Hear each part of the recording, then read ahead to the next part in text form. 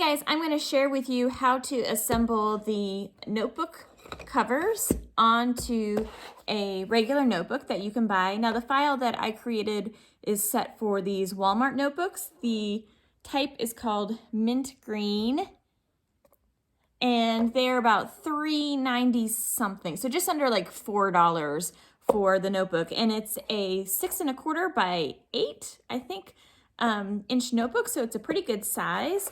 And I'm going to show you how to put them together. Now, of course, my Ring camera clip broke when I was trying to set this up. The struggle is real. And so I'm using a scrunchie, one of my daughter's scrunchies, to hold the phone up. So it's not the best angle, but bear with me. I'm going to try to do my best here. So first thing I'm going to do is get your notebook, and then you'll notice on your notebook that there are these openings of the clips. You've got a wide piece on this side and then the skinny piece on this side. And what we're going to do is we're going to just pull it through that opening on the skinny side. So I'm going to start with this one, and I'm just pulling back. You can see I'm just pulling back a little bit on this ring, and then I'll just flick this through. And I do it one at a time. So pull back, flick through. And you'll see it's just starting to come off one ring at a time.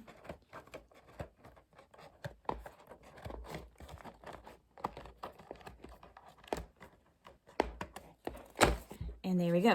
Now I'm going to do the same thing for the front. Now I have to go through that same opening. Pull off this little thing. So I'm going to come through and I'm going to flip it this way so that I can just pull it through the little pieces.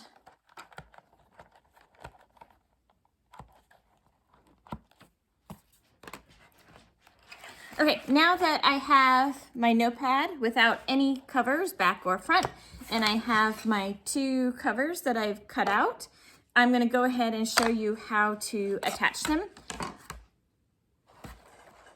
One thing that you need to think about, and I will just warn you, I do it wrong every single time, is that because of the way that these coils are made here, you've got one skinny side and one fat side. And obviously you can't thread your notebook through the fat side. So when you're setting this up and you're putting it on, you have to do it in a certain order. Otherwise, you might end up with your cover accidentally being on the wrong side, which you don't want. And like I said, I mess this up every single time. So it involves a little bit of critical thinking here.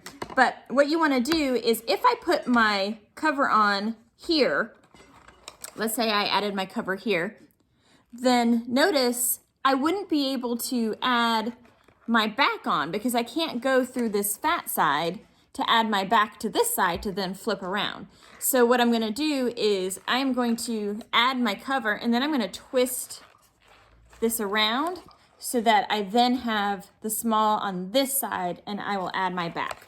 So I'm going to start by adding my cover. So I'm going to go through just like I did before. I'm going to kind of pull this loop back a little bit, and then slide the wood in.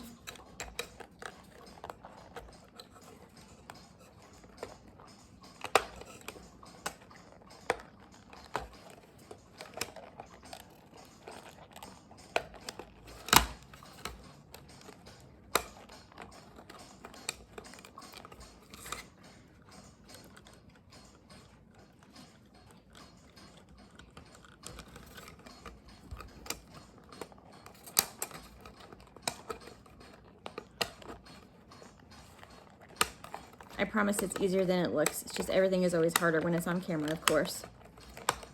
Okay, so there we go. So now I've got my front piece here. Now, obviously, if I added my back on right here, I can't slide it over these big fat rings. So I'm going to twist these loops so that it's all the way around to the back side. And now I'm going to add my back cover.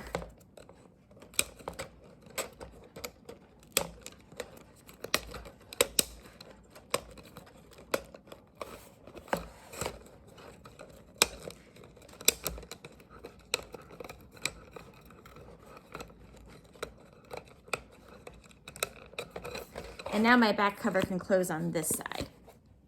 So just to kind of be aware of where your loops are when you're adding them. For this one, like I don't have any gap, so it lays flat, so it's perfectly fine the way they are. Depending on which notebooks you buy and how thick your wood is, you might end up having to take a little bit of the paper out.